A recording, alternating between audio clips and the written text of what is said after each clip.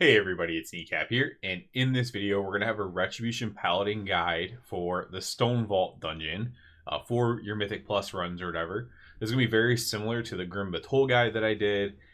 It's a little bit of a niche content, but I did these because these are dungeons that we're going to be farming for trinkets. Now, it is pretty late into the season, but this dungeon could come back again, later on in the expansion, and this would be pertinent again because the same trinkets are probably going to be pretty good if these dungeons come back. So from this dungeon, it's the Scarmack shard. From Grim Batol, it was the Mark of Cardros. These are dungeons where they have really good trinkets that you might want to farm on hero track or whatever level of content that you do.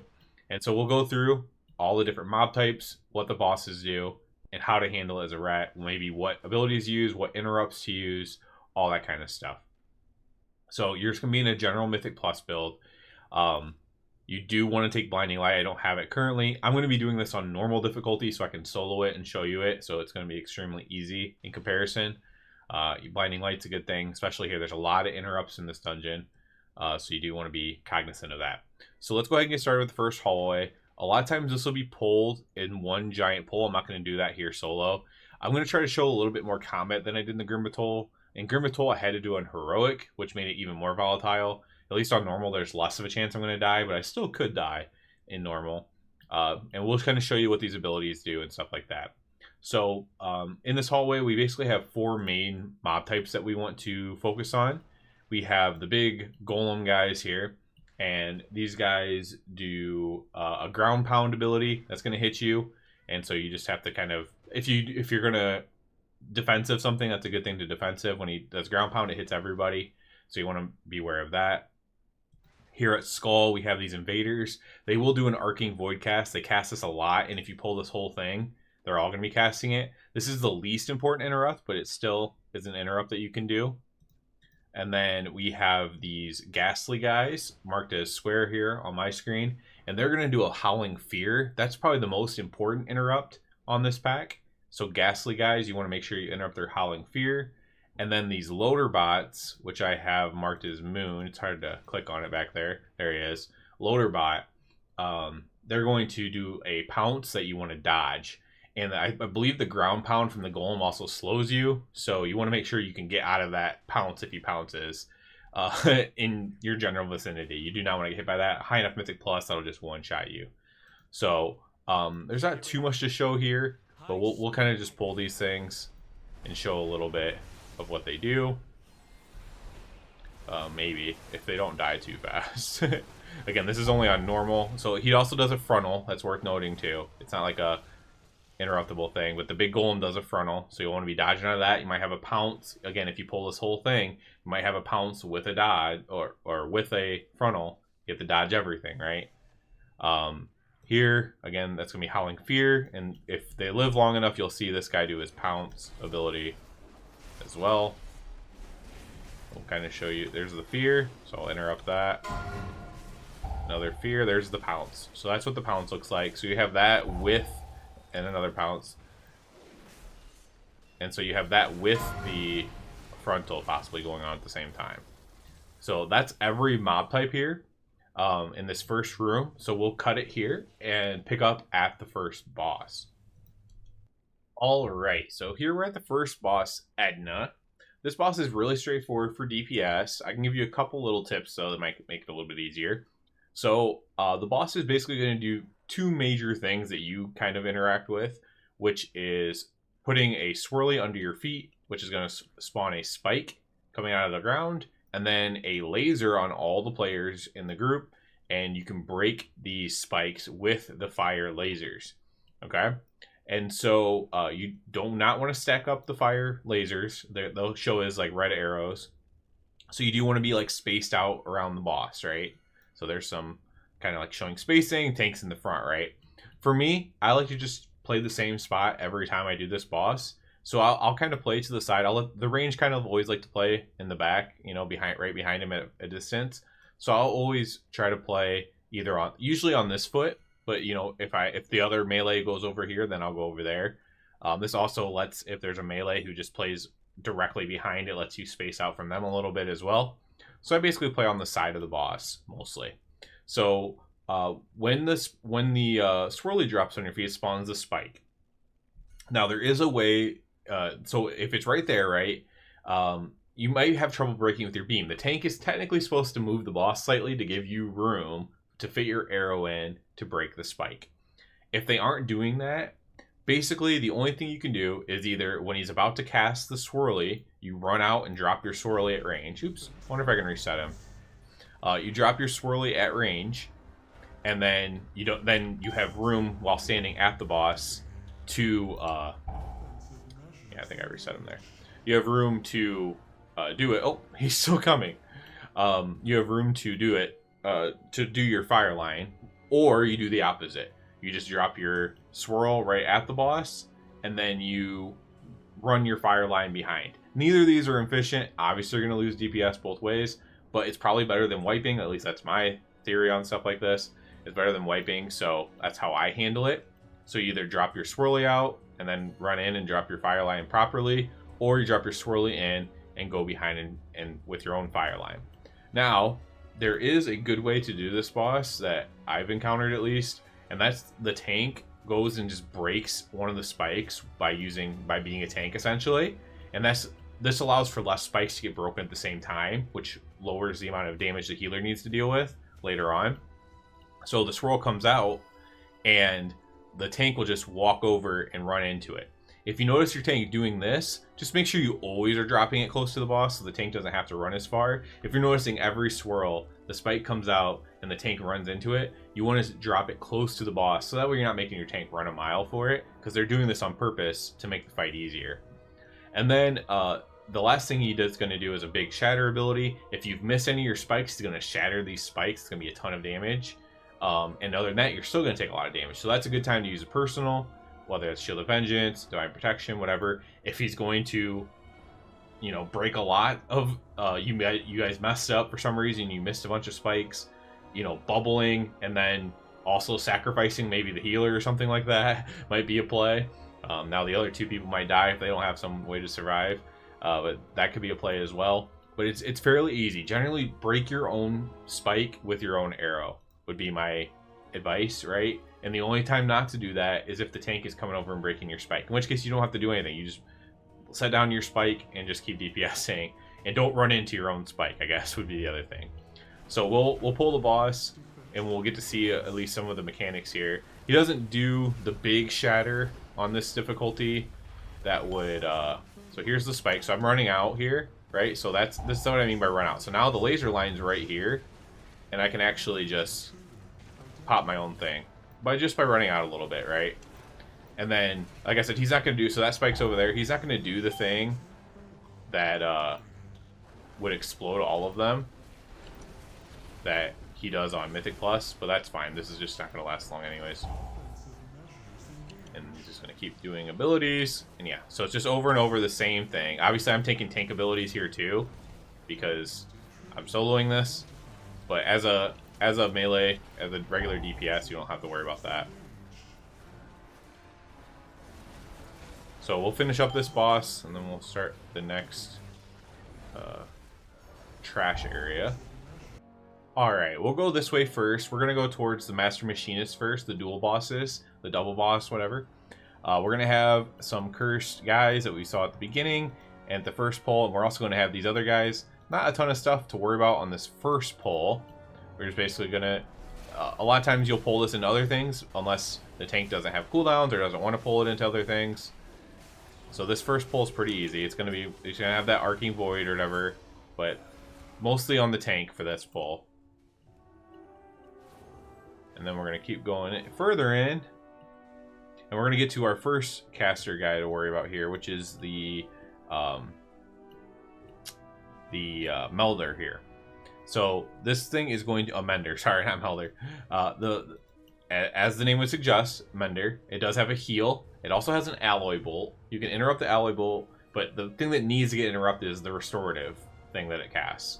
So we'll probably see that cast here. I'll try to make sure it dies slow enough that we can see the cast. So there's the alloy bolt. We're not going to worry about that. But then it'll have a restorative thing. These other mobs, as you can see here, you know, they have that big AoE on the ground. So there was the restorative. I think I didn't interrupt it because I was too busy worried about the swirly on the ground that we have to avoid. And alloy bolts can get interrupted as well, but you have to get those restorative ones interrupted. Oh, it's the loader bot. So the loader bot, the same ones as earlier, puts that swirl on the ground. Now we're going to have a new mob, and it's going to be this big flame guy. So it has basically two things that you have to worry about as a melee DPS. That's going to be a frontal. It's going to turn in somebody. I always try to bait it like towards the wall, right? So let's say we pulled that right here. I would stand over here and see if I could get it to bait over here towards me, so that way my range DPS don't have to move at all. It's just a frontal. He shoots a big lava cannon. The other thing he's going to do, he's going to target a random person, and he's going to put a dot on them. If you have that dot on you in a high mythic plus, again, this is a good time to pop a personal. If you have that on you, help out your healer, especially because a lot of these pulls are done pretty big. Obviously, there's a lot of little trash mobs here, so it's a good thing to do that when you have that. It's like a mortar shot or something like that is the actual ability name. We'll pull it here. We can maybe see what it's called. Again, if we do not kill it too fast. I have to kill it a little bit fast, otherwise I can die in here. So I can't be completely nonchalant. Okay, maybe we'll see it on a future one. But he does a cannon blast, a frontal, and then the on the 2-pack, I'll kill those a little bit slower. And then over here, we have another loader bot. We have Menders to interrupt alloy bolts. This is normally pulled pretty big. A lot of times this whole thing will be pulled here together. I could probably do it since I have Divine Shield up. And yeah, so this is just, it's the same mobs. This is just generally how it's pulled. We'll just pull it all, and we'll, since we use Divine Shield, easily kill it. But there's a restorative metal, can interrupt that. But those are mobs we've already seen. We don't really have anything else to talk about until we get to the boss, but I do want to show you these loaders' abilities here, since we didn't get to see him on the first pull there. So we should see one soon here. So there's a lava cannon. It's a big old ball. You just go to the side. Again, you can bait that to the side. And now here comes this debuff on me here. Another lava cannon. That debuff ticks hard even on this difficulty.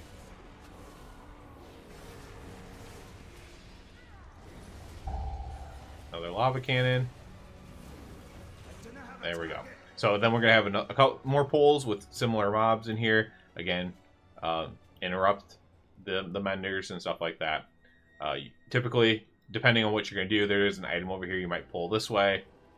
You might pull over here to get to this mining cart. But you'll always do this pull. I'll do this pull myself, and then we'll get to the bosses. Alright, so here at the Master Machinists here, these dual bosses.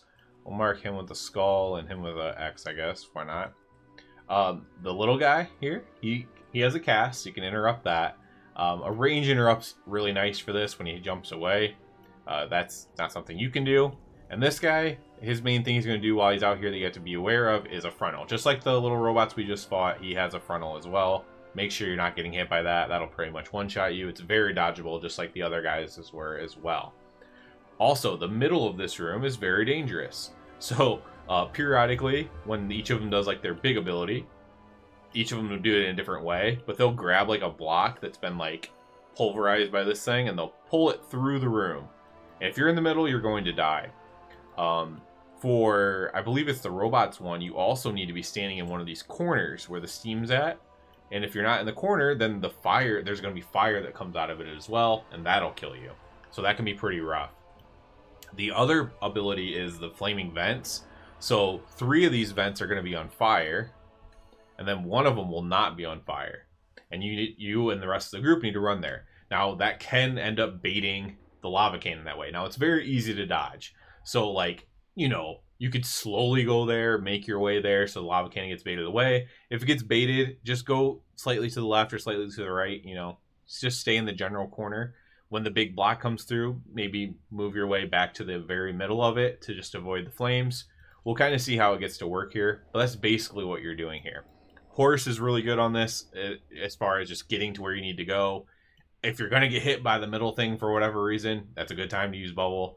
And probably the most important thing for any DPS to know is on Mythic Plus, you need to kill these bosses at the same time. If you don't kill them at the same time, the ticking damage will just wipe your group. Like, obviously, as we get more gear and stuff, that won't be quite as bad. And I'm talking like in the +10, it pretty much just wipes you. And eventually, you know, with gear, that won't be the case even in a +10.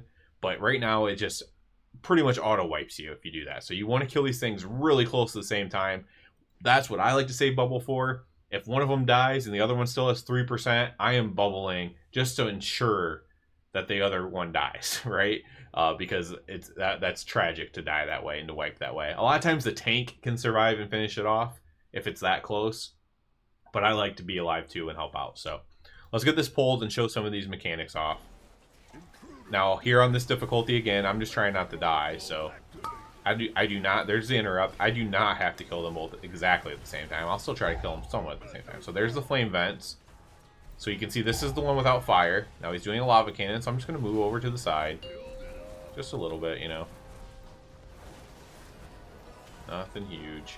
All the fire, that's because of those flame vents. There's the thing running through the center. That's why we don't stand in the center. Now he's going to put this on me. Freedom takes that off. So you can just freedom that off there. Build more flaming vents. Now I got to go all the way over here. Now this could be dangerous because the guy could jump away and pull his block through the center. There he goes. There you go. So if I wasn't there, you would see. And now here comes this part. This is where it's going to turn to fire and shoot out the sides. So there you have that. So that's pretty much every ability that you'll see. And then we just slowly kill it. There's more flame vents. Run over here. Lava cannon. Got baited slightly to the side while I did that. He was running away, but I killed him midair. The thing still went through. That's good to know. And that's pretty much the fight there. So we will pick back up when I get back to the main hall, to the next room of trash. Alright, now we're going to head towards Scarmack. He's the one that actually drops your trinket, but of course in Mythic Plus you get it out of a chest at the end. But if you were just doing this dungeon on regular Mythic or something, this is the boss that drops the Scarmack shard. The first thing we have here, the little mobs don't matter as much for you, but the Despoiler, he does do a big AoE cast. The higher Mythic Plus you're on, the more damage this does. It's a great time to use your Shield of Vengeance because it's going to pop guaranteed and do damage as well. And you just want to kill this thing before it does too many of those casts where it's going to do big AoE and, you know, hurt everybody. So again, the little guys, not so much. So here comes, well, let's see if we'll let him cast it here. So here it is right here. So it's kind of a long cast. He does it quite a few times.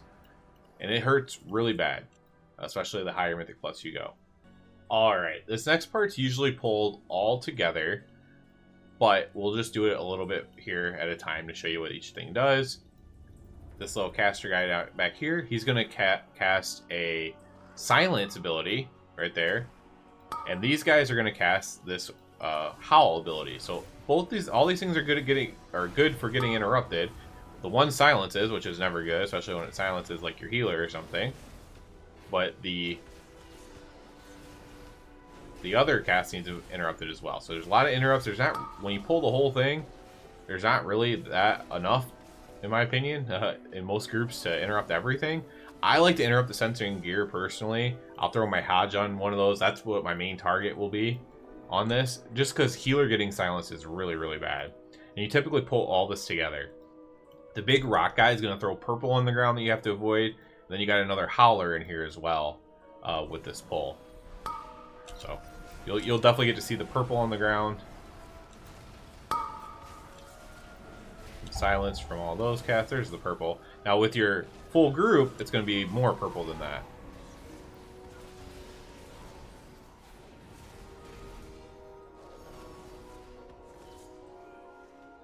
Alright, so on this part, we're going to have the rest of this is the same mob, so we don't need to show everything, but I will say this. You have another one of these big guys, this is big AoE, and he's just with two guys that also have the interrupt or whatever. This is normally all pulled together in this hallway. All the rest of the mobs are the same, and we will just pick up at the boss. Alright, so Scarmack might be the hardest boss, at least as I'm making this in this dungeon. It's very simple mechanics, but let's go over them anyways. So he's going to do a crystalline, he's going to do a big AoE, you got to run out of it as a melee, it's a bit annoying. He's going to do a crystalline smash, it's going to spawn 3 crystals. You need to kill these crystals, but not all at the same time. Every time you kill a crystal, it's going to put a debuff on you. If you kill even 2 at the same time on a high enough key, you're going to wipe. If you kill all 3, you're going to wipe at the same time, unless everybody has an immunity or whatever. Not a good time. So you're basically going crystal to crystal, killing them. It's annoying to have to do as a melee, but if I haven't played with a lot of ranged DPS that are good at doing it, so you just kind of either have a set one marker that you're going to do first, second, third, or however you might do it, but you do have to be aware of that. And then he's going to, if there's any crystals left, he's going to absorb them and put a shield on himself. And then he's going to do a ton of AoE damage, and when that shield breaks, he will be stunned for a few seconds. That's actually getting buffed, I believe, if it didn't already, by how long he's stunned, which is a good thing. Now, the other thing on Mythic Plus is there will be these little shards on the ground that I believe spawn from the crystals dying. I'm not sure on what causes them to spawn, but I think that might be it. And when you pick these up, it'll increase your damage done to the shield, but also make you take damage, right? And so it's kind of a kiss curse. So it increases your damage to that shield we were talking about, but it makes you take more damage. So, or it does damage to you, I should say. So a lot of people kind of avoid that because healers can't handle it. And also, if you do the crystals perfectly, the shield's pretty easy to break. If you miss even one, the shield's a lot harder to break. So it's one of those things where, yeah, if you can survive it, if you have defensives up, and I believe the effect stacks as well for these little things on there. We won't be able to see the little things on normal difficulty, but they're just like little black motes on the ground, or maybe his like dark blue motes on the ground. And you pick these up, and I believe they stack up as well. And so if you have all your defensives ready to go and you really want to pop that shield, then go for it. But a lot of pugs don't even bother picking them up because the healer can't handle it. If your healer can handle it, if your healer tells you to pick them up, go ahead and pick them up. It'll help you pop the shield a lot faster if you do. So let's show you some of the mechanics here. He's going to do the same things pretty much all the time. On Mythic Plus, I think he does it in a little bit different order. So there's a crystalline smash. So there's going to be 3 crystals. We'll go through. We'll kill Skull. Now, obviously, these are going to die really fast on this difficulty. And so there. So there's the motes. Those are not motes. Those are just the bodies of it. But maybe those are the motes in the in Mythic Plus version. So killing them still does damage, just does not put a dot on me there. So it did hurt a little bit to do that. Kill 2 at the same exact time. Alright, so here comes this. This is going to be his shield. He casts it. He's sucking in all the crystals. And then you have to pop the shield in order to do damage to him again. So right now he's absorbing. This is very important damage, though. It's good to put cooldowns into that, especially if you have to. In which case he'd be stunned on Mythic Plus afterwards. And now, so he's doing a crystalline smash here. And one thing that's important to note is that you can actually, if you have the damage to finish him off, you don't have to keep killing the crystals. You can just finish off the boss and not worry about doing the crystals. If you can finish him, and it's like kind of a call to not to make, in that case. Like, okay, we're not going to do these set of 6 crystals. We're just going to go for the boss. All right, so that's that boss. We will pick up at the final trash. There's a mining cart over here. We will pick up at the final trash and then the final boss after that. All right, these first 2 guys in the final hallway here, they're pretty annoying. I believe they tend to target ranged if possible, but they're going to do this charge. I believe they're nerfing the length of the charge, but if you can aim it at a wall, that makes it a lot better because they won't quite charge as far. And see, he just ran into a wall there. Okay, so that's what these guys do. These guys are really annoying. If you get hit by the charge for some reason, you are pretty much going to die. In this next pack, we have some Menders once again. We need to interrupt those just like before. And we have this big rock guy. The big rock guy, he is going to do a lot of damage. And you just gotta kind of take it. He's gonna knock you back as well. I don't think you can fall into this lava. But he does do a knockback as well. So you gotta be aware of that. And you're gonna take damage from it. Again, you do not want to get hit by the charges when they do them. So this pull can be a little bit rough sometimes. There's some charges going out. The other guy's gonna knock you. Restorative metal, interrupt that. Again, kind of a tough pull sometimes. Your tank might die to these rock guys. They're pretty strong right now, Mythic Plus. Next pull, we have a Mender. And then these 2 guys, these Shapers, they summon these totems. These need to be killed. So these are like prio target kill are the totems that these guys summon. So we'll see them summon the totems here probably rather quickly. We'll at least wait for them to summon them. Okay, so there's a totem. They do die even really fast on Mythic Plus. They don't have a ton of health, but they do need to die. Other than that, they're just going to keep casting this cast over and over again. It's not too important, but you know, you can hodge one, you can throw an interrupt every now and then. And then again, we're going to have 2 more pulls with rock guys, and then plus the shapers. So again, we're going to be focusing on the totems, and of course just surviving the rock guy's big attacks and his big ground pound and everything like that. So same thing there. I'll finish off this trash, and then we'll talk about the final boss. All right, so the final boss in here, it's very easy, but it's kind of healer intensive, and the fight can be long. They did nerf his health to make the fight slightly less long. We won't be able to see the abilities perfectly on normal instead of Mythic Plus, but you can see kind of how this works. So on normal, these portals are just always here. On Mythic Plus, after you use portals, they're going to spawn around the outside of the room. So they might start there still, but they could spawn all around here. And there'll be 2 to spawn, and then 2 more will spawn. And that means 4 people can clear their debuff. What debuff? He's going to be putting a debuff on players. When you have the debuff, you go close to the portal, within like 15 yards of it. You don't have to be right next to it by any means. You go close to a portal, and it sucks your debuff, and the portal disappears. Here on normal, the portal tries to suck you in constantly because it doesn't disappear. But on Mythic Plus, the portal will disappear, and you don't have to worry about it. Other than that, the boss does a big frontal that is a lot of room denial. And he's also going to put a debuff on all players that you want to drop off to the sides or in an area of the room where you're designating dropping these off. And again, that's just room denial as far as what that is. So it's pretty simple. Again, I'm just going to drop my puddles off at the side and go back in on the boss. This does lose you uptime a lot of times on the boss, but you also, this boss can be long, like I said. You don't want to fill up this whole room, then have nowhere to run, or you have to run through pools to drop off your debuff. I guess it's worth saying too for the debuff, as a Ret Paladin, I find that I can survive a little bit longer than a lot of other classes can. So I always let other people do the first 2 portals, and then I wait and see where the next 2 portals are spawning. So I have a debuff on me that's going to start ticking for a lot of damage. I let, let's say, you know, the 2 squishiest people, they go to these 2 portals. And then I see a portal spawning here and a portal spawning way over here. I'm going to start committing towards one of them.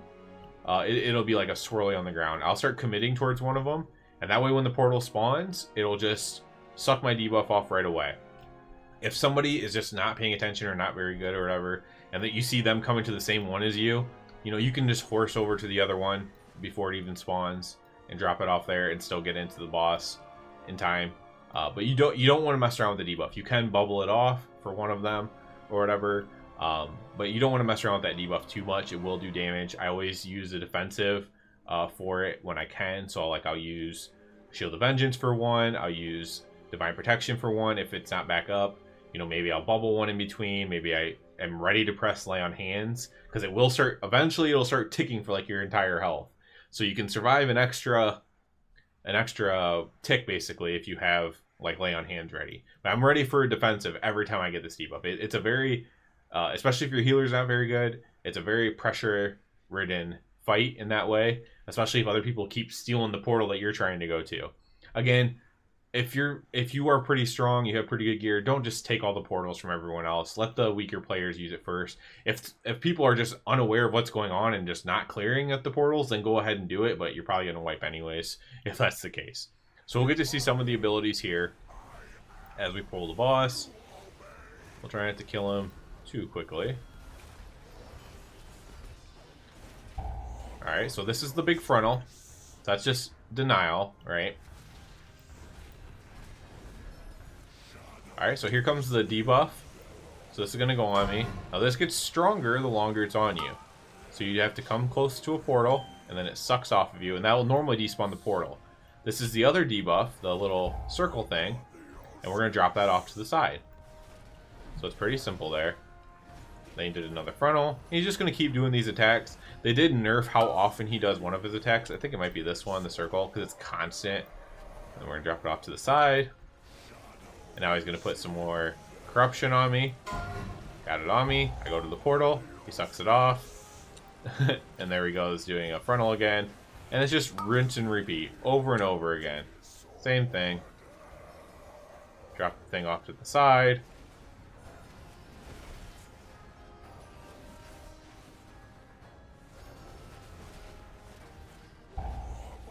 Frontal.